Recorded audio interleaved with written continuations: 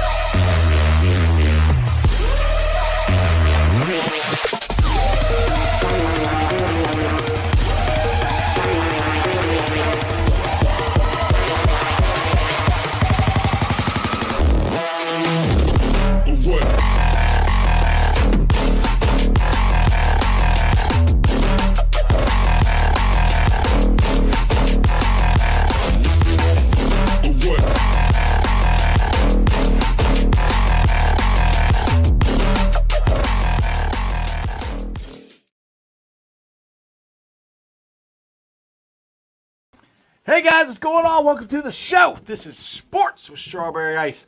I'm your host, Iceman Jeff Trunapole. And as always, I bring you sports from a West Side point of view right here in the great city of Cincinnati, Ohio, home of some of the best barbecue around. That's right, it's Midwest Best Barbecue.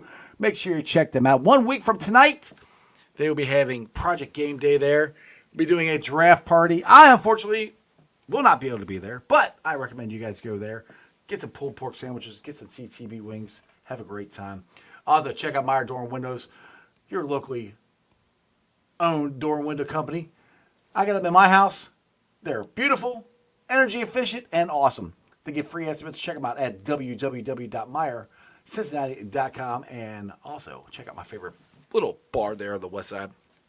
It's Hail Mary's. It's in the heart of Cheviot. We call it Chivwa. They got a big-ass TV screen, beer specials. Go check them out for the Reds game tomorrow night if you're not going down. And have a blast. What is up to everybody in the chat? You guys are blowing it up. I mean, you guys act like I got like a draft guru on or something. I got Ian on, so the chat is blowing up. I love it. Strangers in there. Let's see, Brad's in there. Wells is in there. Paul Painter's in there. What is going on, guys? I appreciate you guys joining the show. Bring your draft questions. What are the Bengals going to do at 18? Is Byron Murphy going to be there? Is Johnny Newton, with not testing, is he going to drop? Travion Sweat, who we all wanted, got a DWI. Now, what's that mean for him?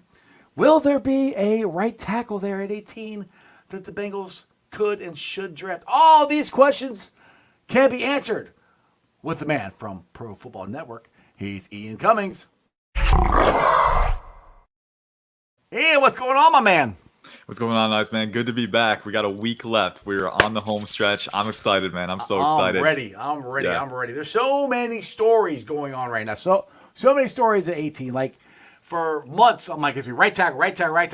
Then I'm like, well, maybe there should be right tackles going to be off the board.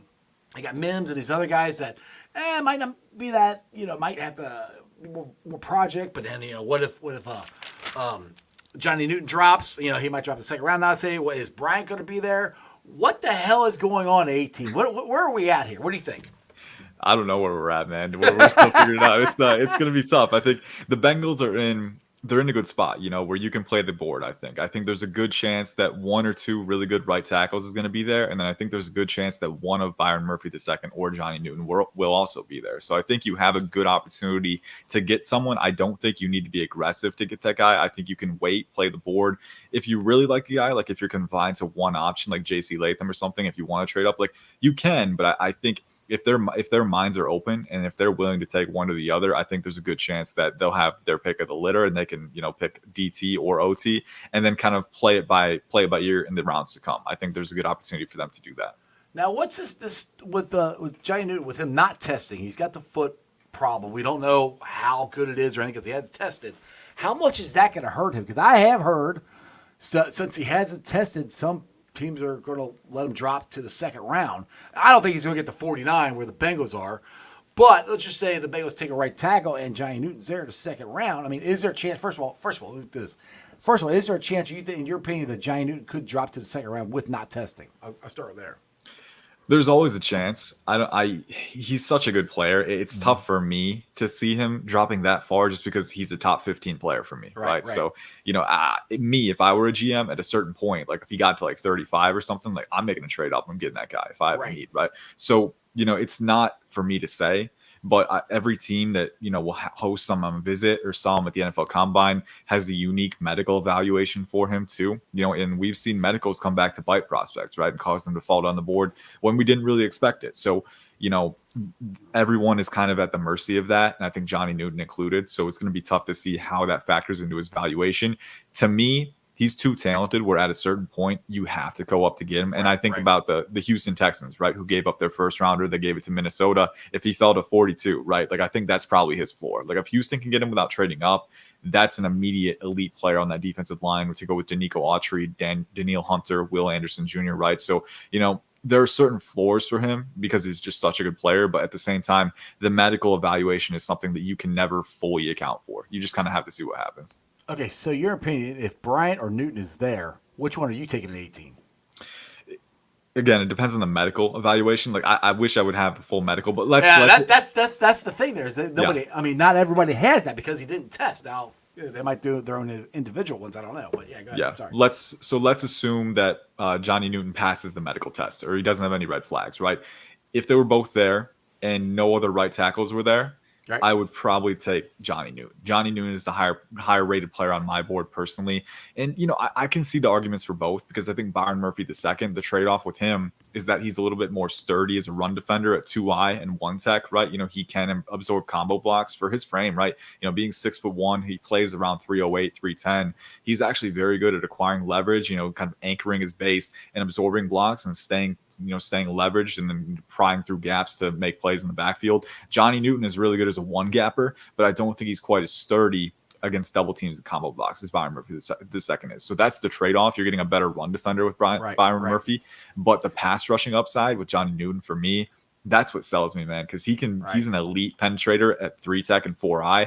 But there was a rep against Penn State, I remember, where he was 5 tech face up against the tackle, and he hit him with a little Euro step and went outside and won around the apex with ankle flexion like a speed rusher under 3 seconds at 6'2", 300. Like that's uncanny. That is just unreal. So the upside with him, and then he's a phenomenal hand fighter. And again, the one gapping and run defense is very good. It's just no matter who you get, either one of those guys, you're going to want to have eyes on a nose tackle on day two or day 3, so that they can encumber double teams and free them up for one-on-ones.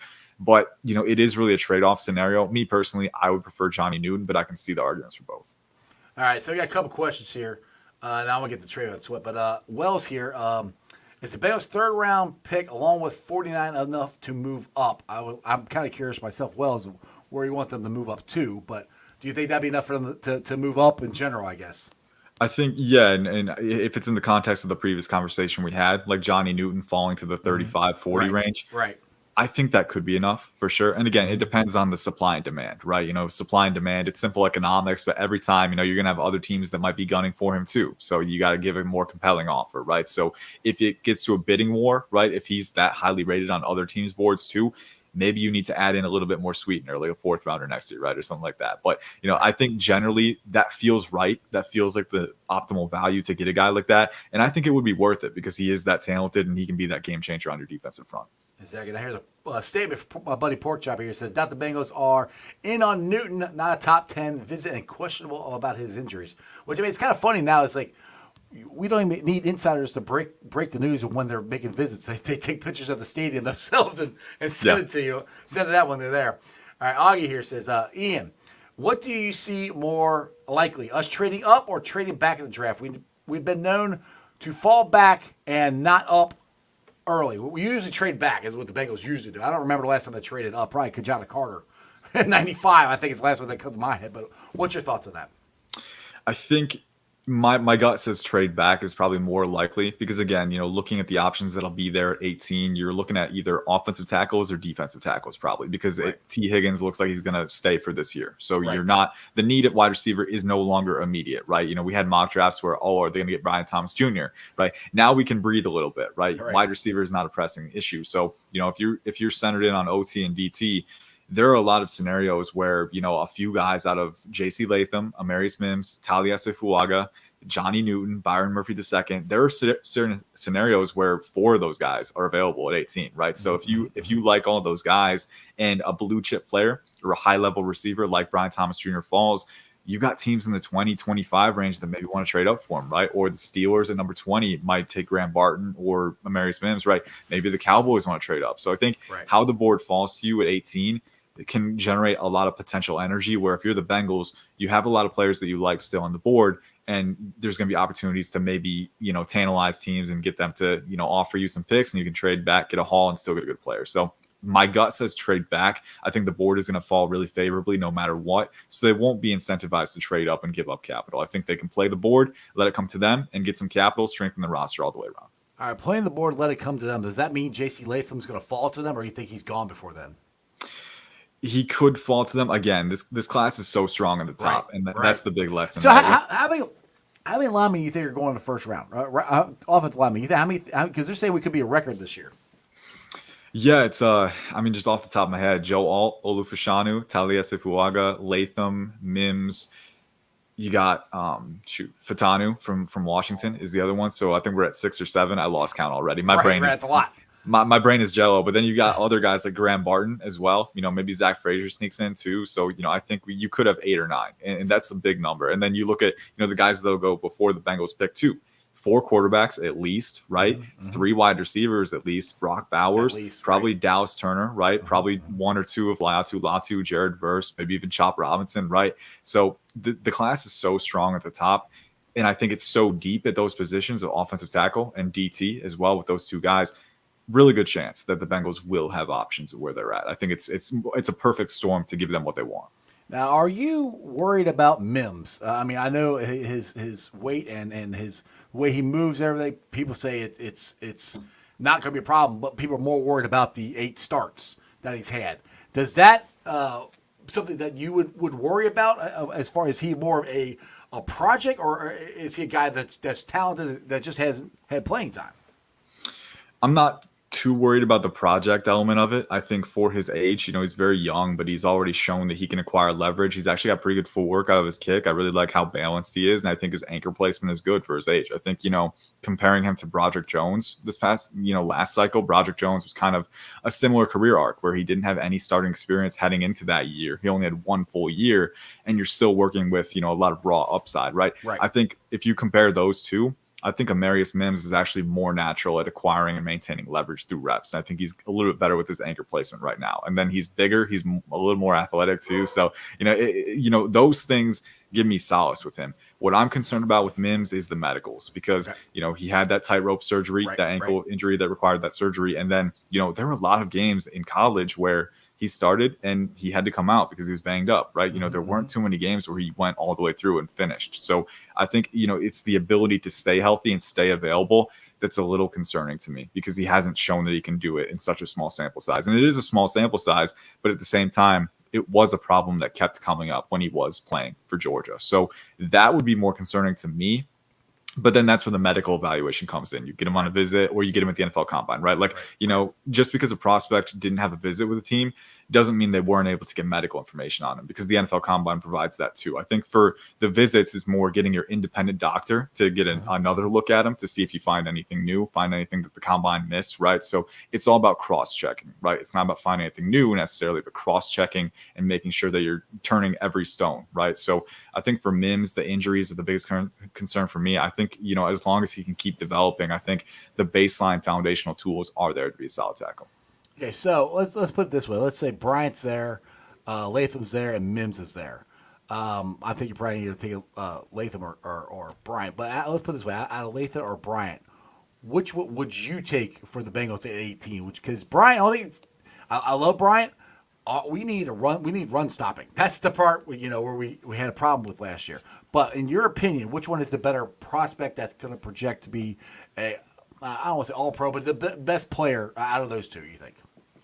Latham is a little bit higher on my board personally. I think we sleep on how good he is. I think, athletic and powerful in the run game for sure. But, he's actually very balanced on his pass sets too. Really good knee bend and leverage acquisition for being a guy who's 6'5" and 3/4 and 340 pounds. Like the dude is a legit powerhouse and he's explosive on the vertical plane. He's got good hand usage, good pass protection synergy, right? So I think he's a really intelligent blocker that sometimes gets billed as just this, explosive, powerful guy who maybe needs some polish. No, he's got a lot of polish already. So I think J.C. Latham is a guy who you get him in, and you have a situation with Trent Brown and Orlando Brown where he doesn't have to start right away, but he could. And I think also if Cordell Volson starts to take more lumps at guard, you could feasibly shift Latham to guard potentially. I think. And he has that I met capability. Byron Murphy. I keep saying Bryant. I met Byron Murphy. Yeah, I keep doing that all the time. I don't know why I got Bryant stuck in my head.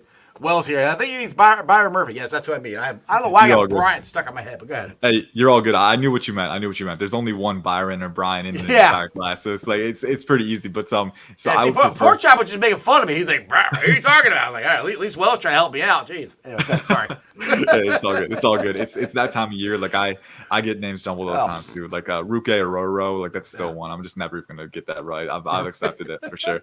But Byron Murphy. He's a good player, and I think within his mold, he is a good run defender. But again, I think JC is the higher graded player on my board. And if you're looking for run stopping ability, if you want a nose tackle, because they did sign Sheldon Rankins, I believe. Right. They do have some 3-tech disruptors. If I'm the Bengals, I would probably double dip because I don't like the depth of that rotation. Like I would try and get a nose tackle and a 3-tech disruptor in this class if I can.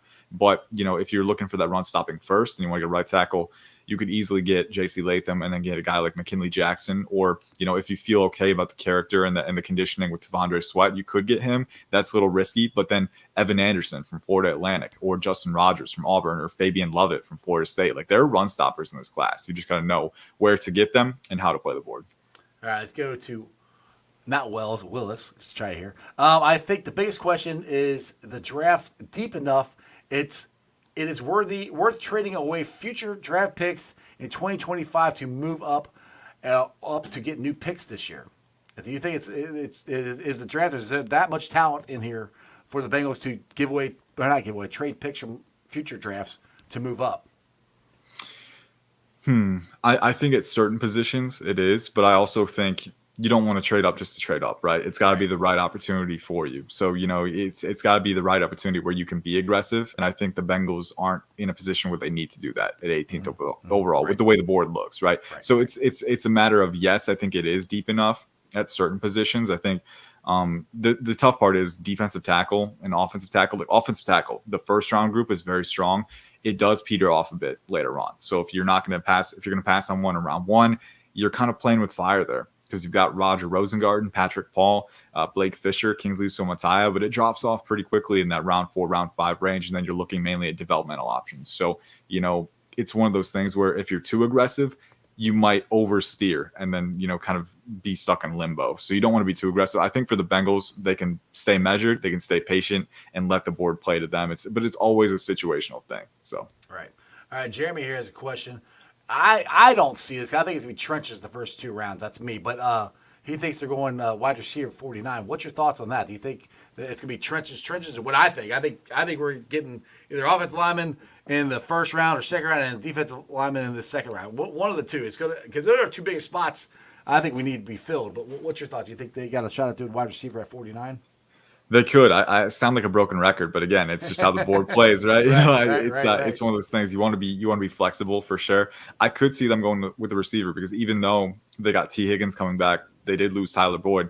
So you're looking at that slot receiver. You could add a wide receiver 3, and I know they drafted a couple of rookies, Andre Yoshivas, right, Charlie Jones, who didn't do a ton in his first year. So I think there's some uncertainty there, and this receiver class is so strong that if there is a guy you really like at 49 overall, I say go get him. And it depends on who's there. But, if Jalen Polk from Washington is there, for example, that's my wide receiver 7. That's my 36th overall player, I think. Like, if he's there at 49, like, yeah, I would definitely be up for picking that guy because, again, he fits your personnel very well.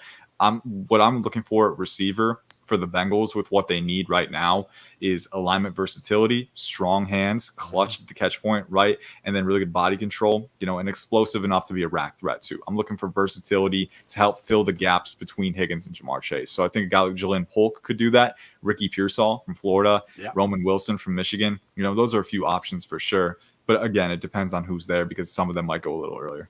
Now, this is what I've been wondering about. Because at the beginning of this, I fell in love with this dude at the Senior Bowl, Sweat. Michael Madden here says, do you think Sweat is still a first or second rounder after his incident, which he got a DWI? I've heard some mocks got him down at a 4th round because of that. Because, I mean, you're in the most important part of your professional life. You don't want to do something stupid like getting a DWI, and he did. So where does that? How does that hurt? It's going to hurt him. How much does that hurt him? Yeah, it's going to hurt him a little bit for sure. I never had him as a second rounder to begin with on the Okay. film. He was more of a third rounder for me. I think the pass rushing juice is there, but it's not very consistent. It's one of those things where it can be hot and cold a little bit. He's mainly a vertical athlete, not a ton of lateral redirection freedom, a little stiff in the hips. And then, at times when initial power doesn't work, he can stall out, right? So, which, that's not uncommon for a nose tackle, right? The job description is you're usually going to be relied on run defense mainly. So, Right. and he's very good in run defense. He can absorb double teams. He's very physical, right? And then, he can make plays in the backfield. He's got that motor for sure. But I think with him, you're not looking at a consistent two-phase threat. And then the conditioning was an issue because there were Right. times where he was, as high as 366 pounds. I think that was his weight at the combine, right? So when conditioning is already an issue, and then there were reports that he was a party animal at Texas, right? And, And then he was goes not and very does this. disciplined. Yeah. And then he does this, right? The Right. month of the NFL draft. That's the key. Like, it's the timing too. Like, Right. you just went to the Senior Bowl. You played well at the Senior Bowl. You went to the NFL Combine. Those are auditions for your professional football career, right? This gap between the NFL Combine and April, you got to stay disciplined, man. You got to keep your head on your shoulders. And he slipped, right? So it's not a permanent indictment, right? Right. Like, he's going to get an opportunity to redeem himself, and he should. But Yeah. it's something that if you're an NFL team and you're looking at that, like, you couldn't hold steady for a month, like, and the conditioning issues that come with being a nose tackle with that much weight to manage too, and the discipline off the field and what that might do to conditioning, right? There's too many domino effect concerns for me. I think he goes round 4, round 5 at this point. I think he definitely falls to day 3. I think if you can get him in the right situation, you can get great value from that. But Right. there's too much uncertainty because not just with the off-field concerns, but how that percolates to his unique physical profile. It's a little too much uncertainty for me. Now, we drafted a guy a couple years ago. That was a former LSU guy, Shelvin, and he kind of had the same issues. He never could keep the weight down. And I don't know if it's a party animal or not, but it was more of the motor. Do you first of all, do you remember who I'm talking about? And so, is that a good comparison? Are they like, as far as they played the same position, same size? Is that a good comparison to what Sweat has to deal with? Yeah, I think it is actually. I think, their frame dimensions are pretty similar. I think Sweat's a little more athletic for sure, but they're both guys who are a little bit taller, a little bit longer, but have that mass and they can struggle to manage it for sure. I think it's one of those things where, conditioning and discipline is always very important at the NFL level. I mean, that's why they have nutrition programs, to make sure that Right. you're running at 100%. So, it's an important thing, making sure that you're 100%, at the top of your game week in and week out. And, but at a certain point, there is a level of self-discipline that goes into that, right? Like, you have to keep yourself accountable, right? And especially if you're a nose tackle with those weight management issues, you hit the nail on the head. We've seen it with Shelvin. Mm-hmm. We've seen it with other guys before too. And, Sweat is not the first. He's not going to be the last. And, when you see these things like DWI, the month of the draft, right? Mm-hmm. You got to be able to handle yourself off the field, not just to keep yourself at peak performance, but also just keep yourself ready to play. So, Right. there's a lot of issues that precipitate off of that. Yeah, if you're gonna do that, the couple weeks before the biggest job interview of your life, that doesn't bode well to where your I don't know not mental state, but just thinking of the big picture, what's going on. If all you had to do is call an Uber. Yeah. we got them all over. You tell your phone, call an Uber, have them come pick your big ass up. That's all you had to do, but they didn't. Okay, let's see here. Somebody, GB here wants to know, my guy is Trey Benson. I don't care when, I just want him. What's your thoughts on Trey Benson?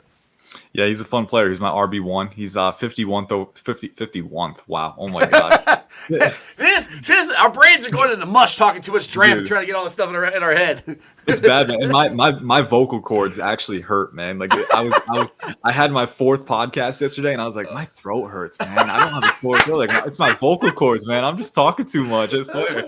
It's like, why is my jaw hurt here? I don't Exactly.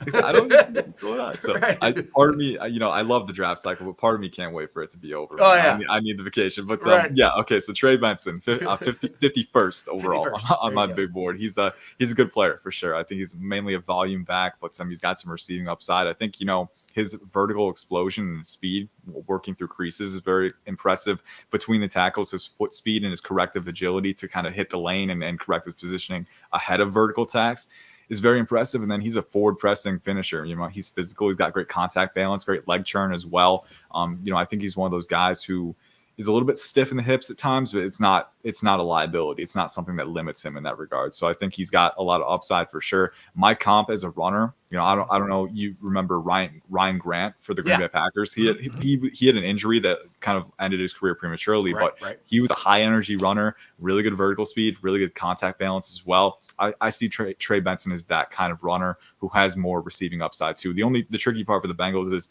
they signed Zach Moss, right? Yeah. They drafted Chase Brown last year.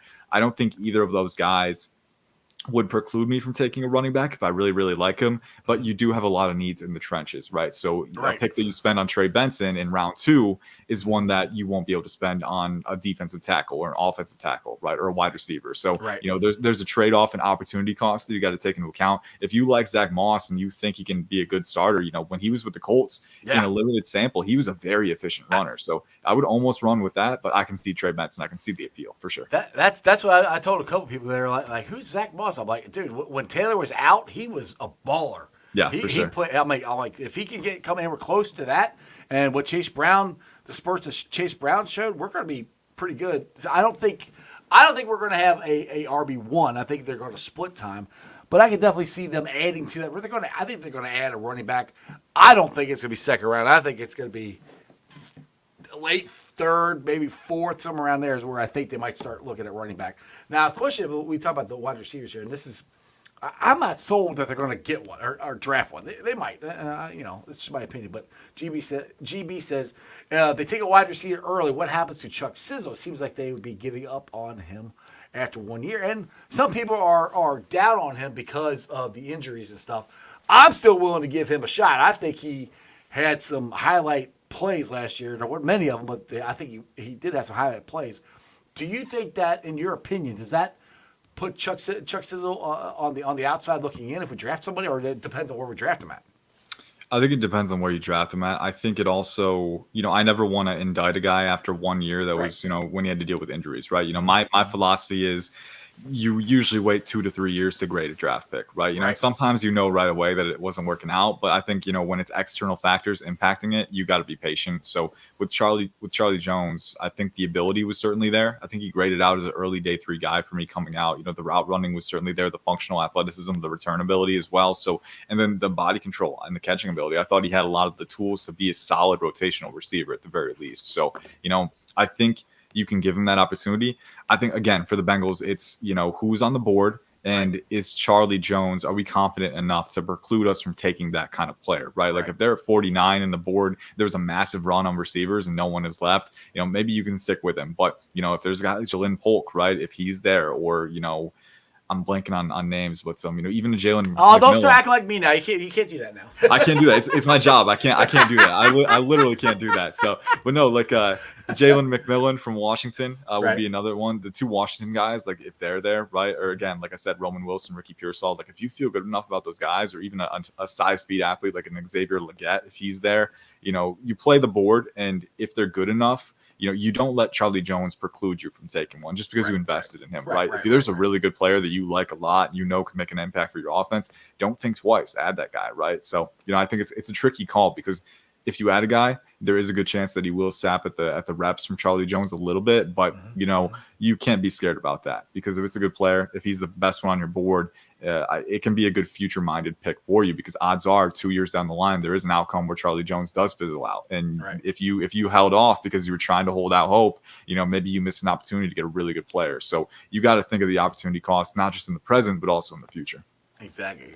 All right. So last time you were on, you hadn't had your first big board yet. How many big boards are you on right now? You say is it your 7th? It's got to be at some point, man. It's got to be at this point. It's been a wild ride, but I finally got it finalized. My top 300 finalized. I'm trying to watch more FCS guys and kind of put them on the back end. But the 300 is done. The 300 is done. Finito. We're locking it in, and we're sticking with it. All right. So where you got them at? What's your top five? What do you who you got going first? We're doing trades in this, or are you going just straight the way the draft is? We'll go straight the way. Are we doing a mock draft or just my top five? Just your top five. Who do you have there? Yeah, so I've actually got Drake May as my QB1, Caleb Williams is my QB2, but they're 1-2 on my board. They're literally neck and neck. They're basically tied. I know Drake May's had a lot of polarizing talk around his profile, right? And I think that there is some concern around the mechanics and, the control, right? The base width for me, his base can be a little inconsistent. His feet are too tight or too wide, and that can cause his shoulders to get tugged off their proper alignment, right? So I think that's the biggest thing for him being a young QB. But to me, the upside with Drake May is unmatched. 6'4", 225, elite athlete in space who's got that Josh Allen running ability, the speed, the hurdling ability, right? You don't want him to hurdle on every down. Like, preserve yourself for sure. Right. But he's shown that he can do it. Like, he's got legit tools. And then the throwing upside to me is even more compelling because he's got an elite arm in terms of strength, but then he's got the angle freedom to throw off platform, obtuse release, use that. He can use that arm elasticity is the term that I like to use. You see the side arms from guys like Stafford, Mahomes, right? You can use that to elongate throwing windows and also layer pace and touch on throws, even off platform from any platform. And Drake May has that to me. And then even when he's rolling to his left side, he can torque his hips, fire a laser into a tight window, right? Mm-hmm. All of those creation tools are there with him. And then the flashes of operational utility, the anticipation over the middle of the field, the ability to, control defensive backs with your mechanics and manipulate them into opening windows for yourself and capitalizing. All of those things are there. So I think he does need a little more consistency, but it's something I'm willing to bank on because the processing is there. The foundational intangibles that I really want to see, those are there. So he's my number one. Caleb Williams is my number two. Everything that's been said about him has already been said. He's a phenomenal creator off script, but also very efficient on RPO looks and very clean mechanics. My number three player is Marvin Harrison Jr. He's my highest graded receiver ever. Complete player at 6'4", 205. Phenomenal route runner, but graded catch point 2. Number 4 is Joe Alt from Notre Dame. I would love to get him. Yeah, I was ideally, right? Like you could give up your next 4 first round picks. But you're supposed to knock him down for us. You say, "Oh, he's terrible. He's awful. Just let him drop all the way down to 18." I think I missed the boat on that.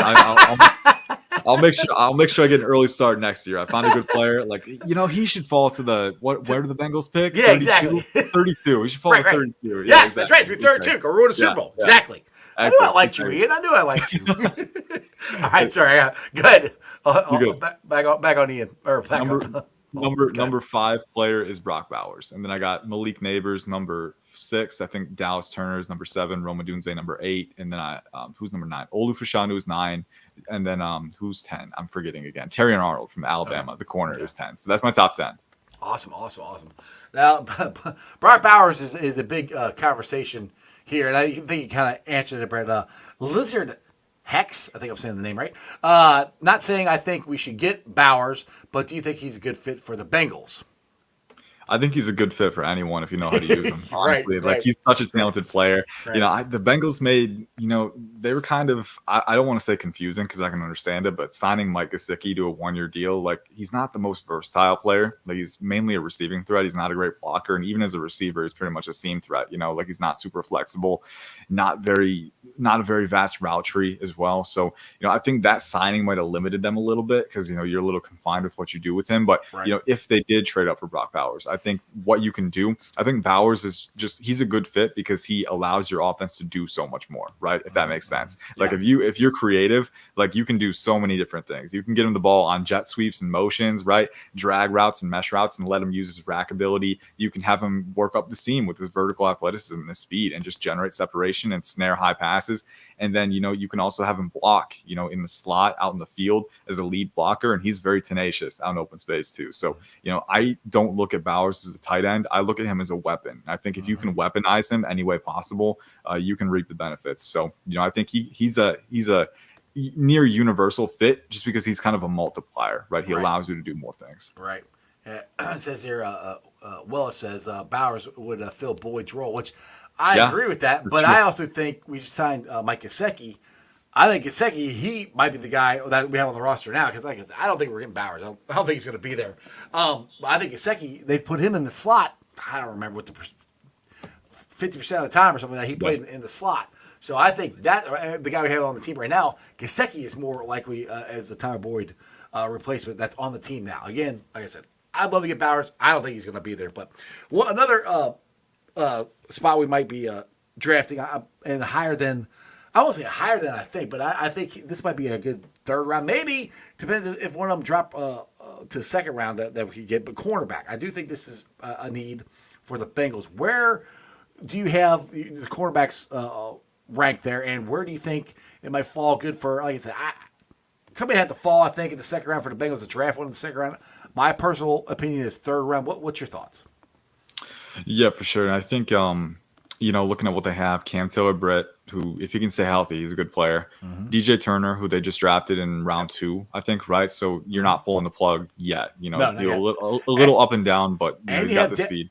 And you have Dax Hill, who he played safety last year. Maybe they might try to move an outside corner this year or inside. I don't know. So and you've got Mike Hilton too, who's going to be a free agent in 2025. So they might try and get a jump on that and just put Dax in the slot. I thought coming out, I thought he was a phenomenal slot corner in Michigan. That was his primary alignment there. So I think playing him there should allow him to play better. I know he took his lumps at safety, but I think he could project better to the slot. So looking at that, I would try and find a guy who's got slot boundary versatility if you're going for corner, because you don't want a guy who confined to the slot or even safety versatility, right? You want a guy, who can play different roles. So a few guys that stand out to me within that, Max Melton from Rutgers is one. 5'11", he's got 32-inch arms, so he's fluid, he's explosive, but he's very physical in press man, and he can also, play in zone. He's got the route recognition, the ball skills, a little uncontrolled with his technique sometimes, but, a very dynamic player and a very intelligent defender too. He's very passionate. He's a great mental guy too. I think, he's going to win over coaches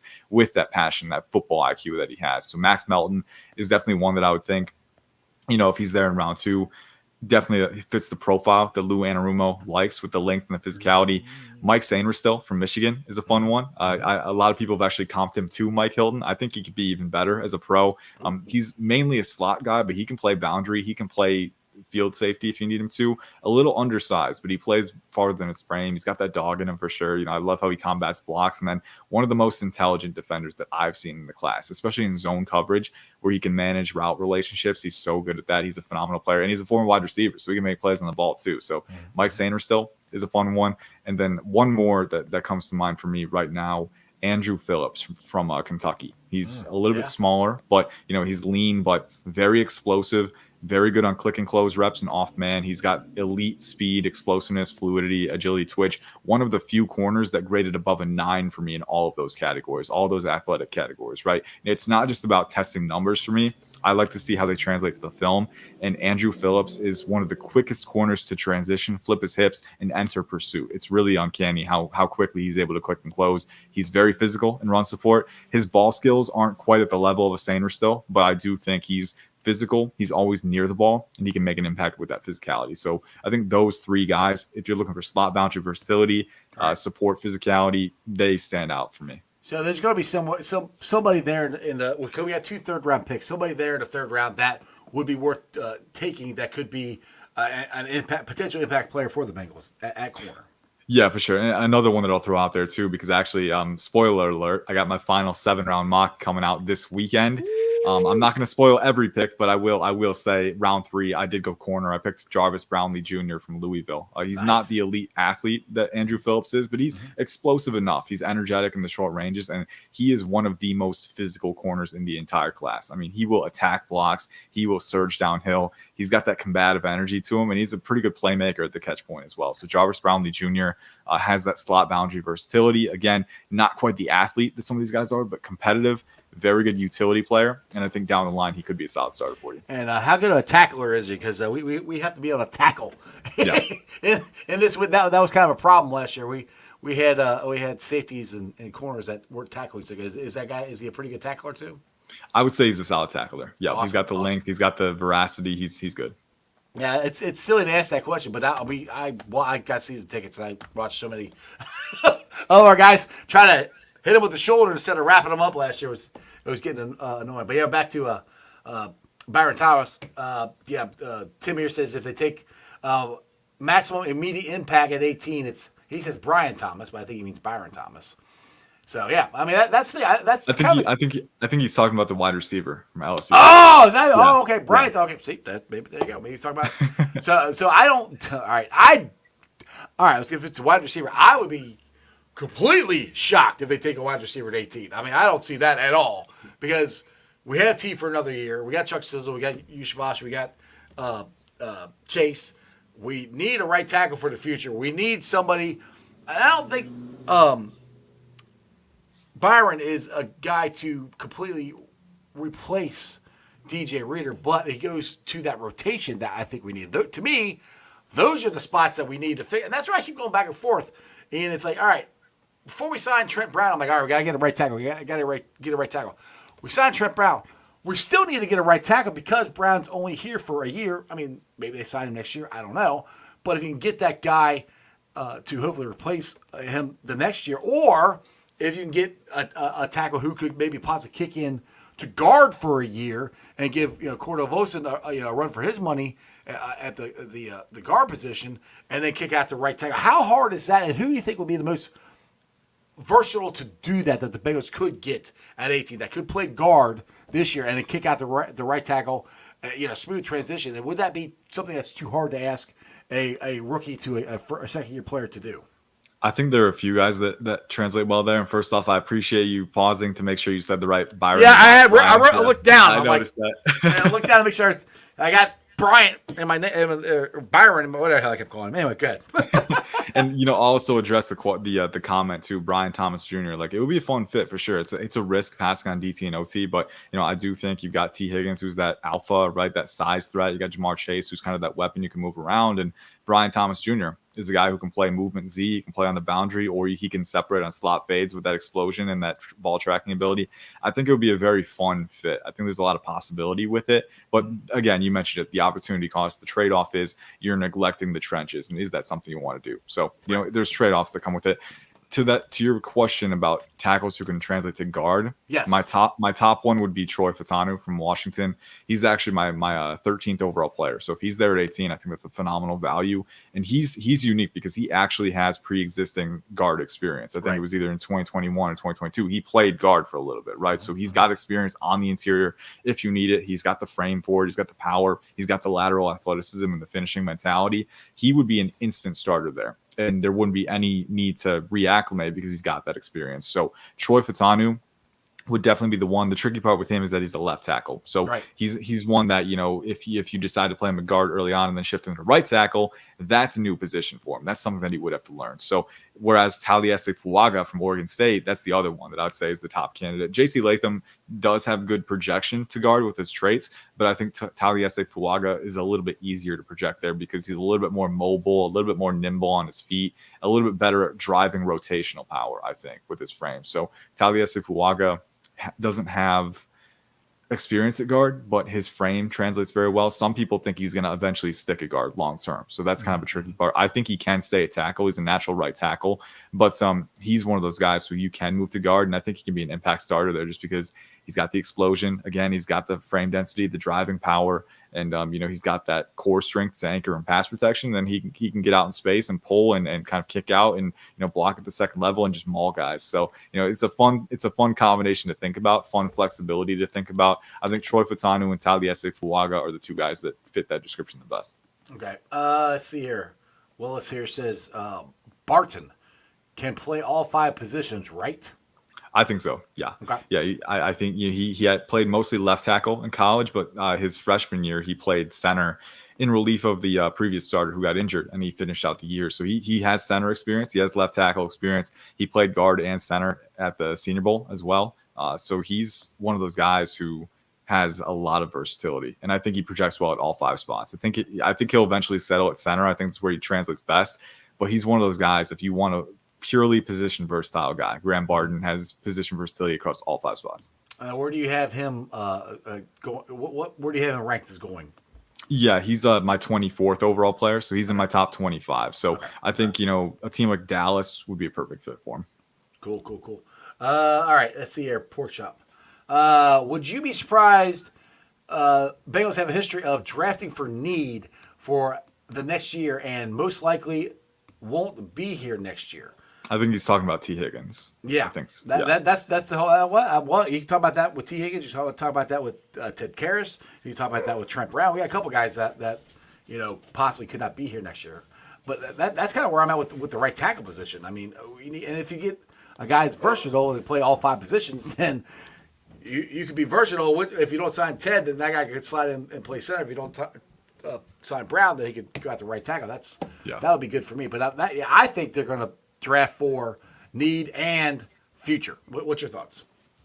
I think they could. It's one of those things where you kind of have to maintain a balance, right? You have to be cognizant of the future, but also the present because you are trying to compete. And I look at a guy like Graham Barton, who we just talked about, right? Like, a guy who can play guard or center, but then also I do think he has enough to stick a tackle if you needed him to, right? I do think his arm length is not a liability, right? He's got enough athleticism, lateral mobility, flexibility, right? It's not like a stiffness thing where some guys transition to guard because of that. So, I think when you think about it like that and all the needs that you have, that's where the positional flexibility argument comes into. And we've already talked about that, right? But guys who project well to different spots so that you have that fallback option if things change, if the roster complexion changes, right? And I'm always a fan of positional flexibility. Like when a prospect has it, I make a note of it because it allows you to do different things with your roster if you have it, right? It's not as fun to confine guys to certain frameworks and stick with that because that makes you a little more rigid. If you need to change and adapt, it's a little harder to do that. So, I think when you have an eye on current and future needs, that's where positional flexibility can come into play. And I think that's the wild card that helps you bridge that gap. All right, exactly. All right. Another question here from GB here. What if an edge like Verse drops to 18, do they double up on DNs 2 years in a row in the first, or should they consider it?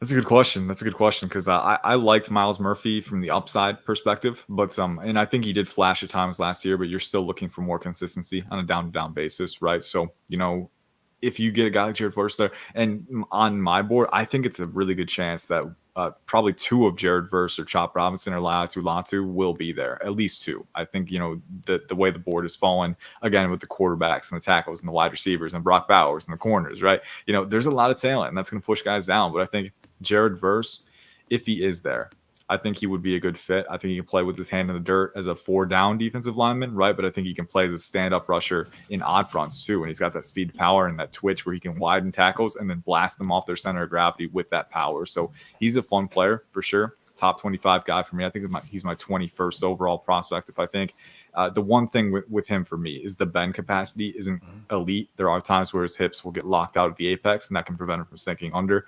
But very good speed power guy, very good run defender. And if you're looking for security at the edge position, right? If you're concerned about Miles Murphy, which off his first year, again, I never want to indict a guy for his first year, right? I think he showed promise. I think there was some areas to improve, right? He got better toward the end of the year. Yeah, exactly. And that's what you want to see. You want to see linear growth through the year. So it's not super concerning to me. But if you do want to make a strength an even bigger strength, right? I think Jared Verse provides that speed to power, whereas Trey Hendrickson is the really good technician, right, around the edge. I think that could be a really fun contrast for sure. That'd be good. All right.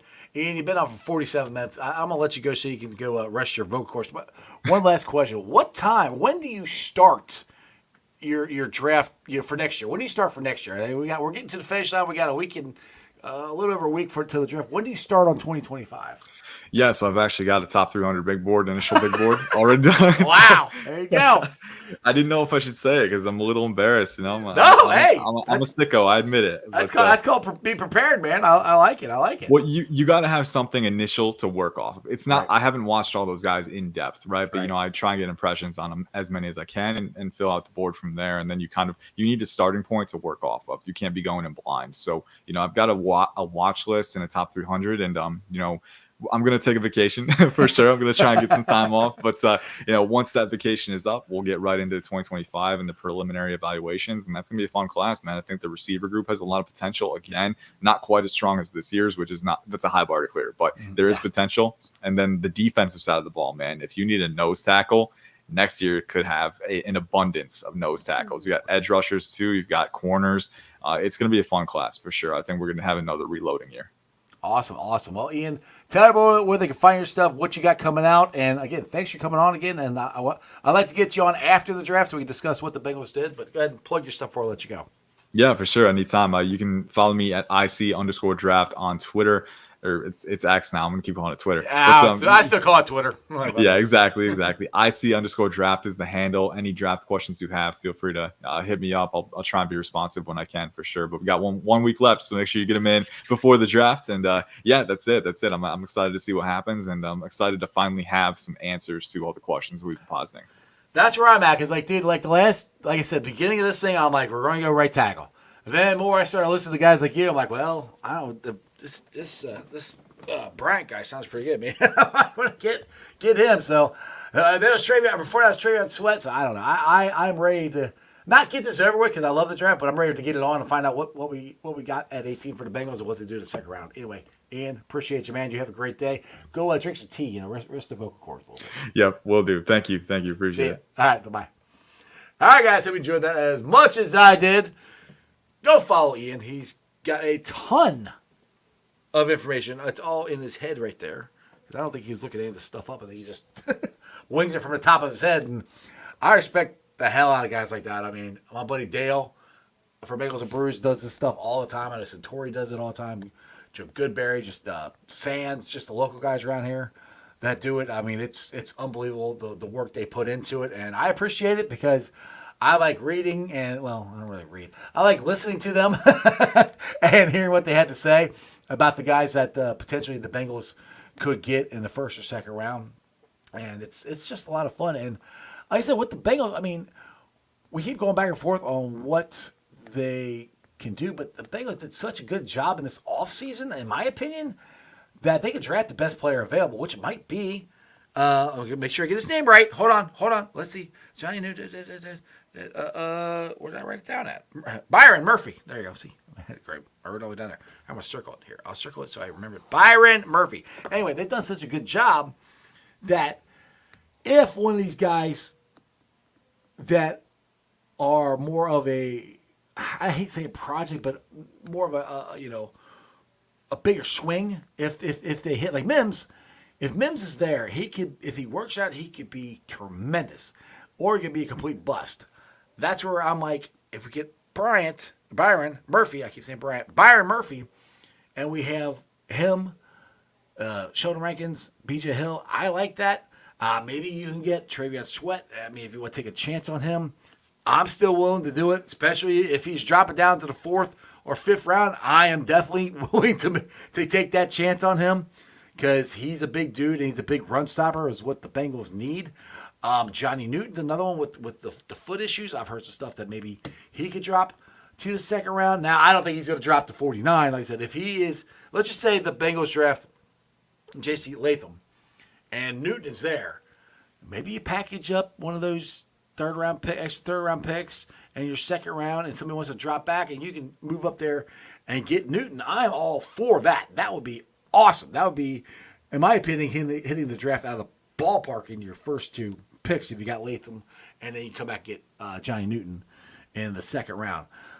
But these are things that's fun to discuss about the draft. Brian Thomas Jr. Yeah, I know. I don't think we're going to draft a wide receiver in the first round. I just don't, Alex.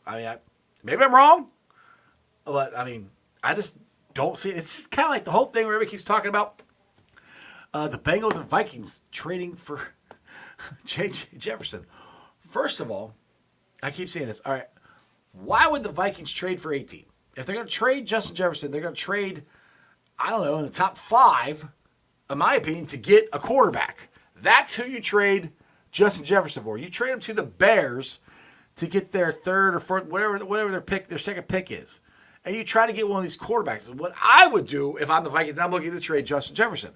Second of all, if the Bengals can't sign T, which I hope to God they can, what makes you guys think they're going to be able to sign Justin Jefferson? And second of all, just sign T. Like, if you're going to trade for, just sign T. Higgins. You got somebody who's one of the top 10 wide receivers in football. Just sign T. Higgins. You know, the camaraderie is already there. The chemistry is already there. Yes, I understand it'd be awesome to have Justin Jefferson, but I just don't see it. I just, like, I'm always getting to the point where everybody's like, oh, this could happen. I'm like, dude, you really think the Bengals are going to trade for Justin Jefferson? You really think, I mean, logically, why? Like, they're having a hard time signing T. Higgins. Why would they sign for Justin Jefferson, who's going to make more money than Jamar Chase is? Like, that just, I'm like, I know Cap said they talked about it, which, I mean, of course they could talk about it and see what, kick the tires and see what Minnesota wants.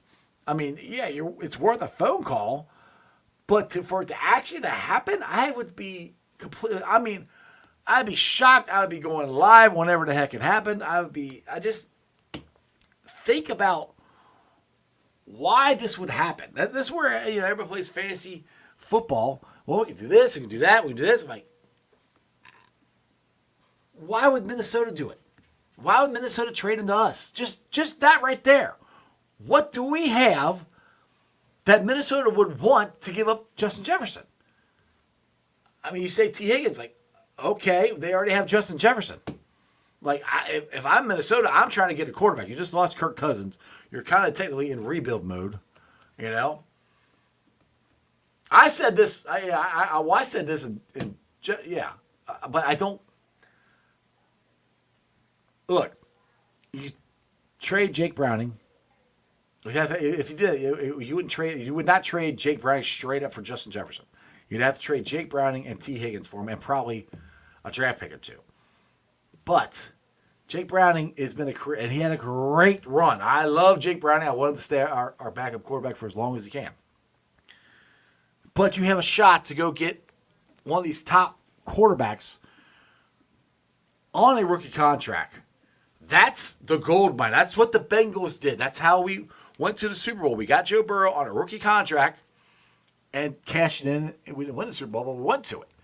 That's what everybody's trying to do. That's what the Bears are trying to do. That's why they're going to draft. They traded Justin Fields. They're going to draft a rookie quarterback.